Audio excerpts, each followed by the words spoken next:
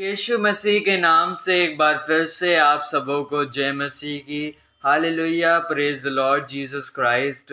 मैं परमेश्वर का धन्यवाद देता हूँ कि उसने मुझे ये मौका दिया कि एक बार फिर से उसका ये कलाम आप सबों के बीच में लेकर के आ सकूँ। मेरे प्यारों, जैसा कि हम सब जानते हैं कि जेरूशलेम सिटी जो है वो पूरी दुनिया के लिए कितनी पाक मुकद्दस और होली सिटी है, और पूरी दुनिया भर से लोग इज़राइल केवल और केवल जेरूशलेम विज़िट करने और यरूशलेम के अंदर परमेश्वर से प्रार्थनाएं करने आते हैं। और मेरे प्यारों, इसी यरूशलेम के अंदर एक दीवार है जिसको हम वेस्टर्न वॉल के नाम से जानते हैं, और ये वेस्टर्न वॉल पूरी दुनिया भर के यहूदियों के लिए एक उनकी सबसे पाक और मुकद्दस जगह है। और हर दिन दुनिया भर से लगभग हज़ारों यहूदी इस वेस्टर्न वॉल के सामने जमा होते हैं और परमेश्वर से दुआएं करते हैं। इस वेस्टर्न वॉल के सामने वो परमेश्वर के आगे सजदा करते हैं, इस वेस्टर्न वॉल को चूमते हैं और परमेश्वर से दुआएं करते हैं। और आपने नोटिस किया होगा कि जब भी कोई बड़ी हस्ती या कोई वर्ल्ड लीडर इज़राइल विज़िट करता है, यरूशलेम विज़िट करता है, तो वो भी इस दीवार के आगे खड़ा होकर परमेश्वर से ज़रूर प्रार्थना करता है और इस दीवार को चूमता भी है।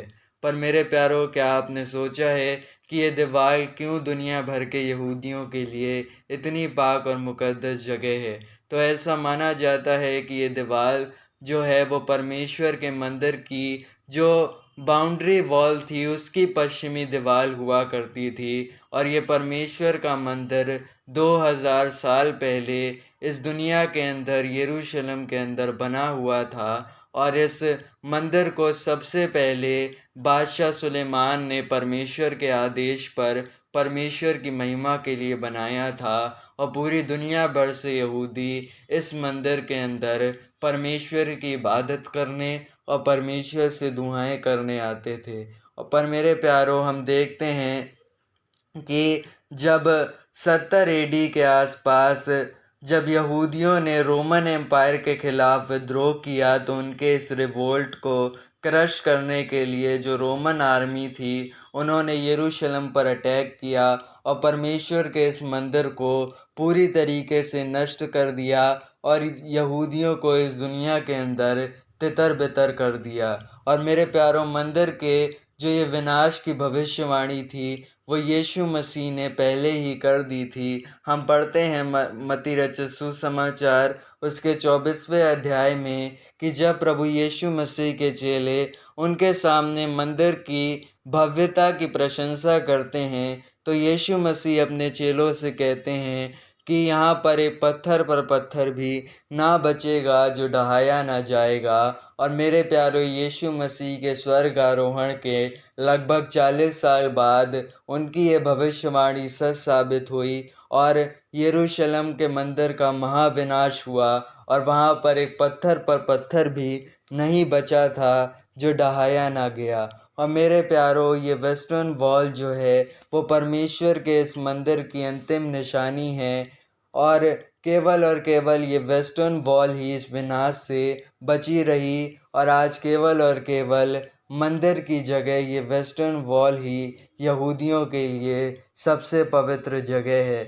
और इसीलिए यहूदी पूरी दुनिया भर से इस वेस्टर्न वॉल के सामने आते हैं, परमेश्वर से प्रार्थनाएं करते हैं, परमेश्वर के सामने रोते हैं, क्योंकि वो मानते हैं कि मंदिर तो नष्ट हो चुका है, पर हम कम से कम इतने सौभाग्यशाली तो हैं कि हम परमेश्वर के मंदिर की दीवार के सामने आकर उनकी इबादत कर पा रहे हैं। और मेरे प्यारों, आपको जान कर के हैरानी होगी कि जो ये वेस्टर्न वॉल के अंदर जो इस दीवार के अंदर दरारें हैं, उन दरारों के अंदर लोग अपने प्रेयर नोट्स को लिखकर लगाते हैं। और इसके पीछे का रीज़न ये माना जाता है कि श्रेष्ठ गीत की किताब उसके 2 अध्याय और उसकी 9वीं आयत में लिखा है कि परमेश्वर हमारी दीवारों के पीछे खड़ा है और दरारों में से झांक रहा है। और यहूदी ऐसा मानते हैं कि जब भी कोई व्यक्ति इस वेस्टर्न वॉल के सामने प्रार्थना करता है या अपने प्रार्थना निवेदनों को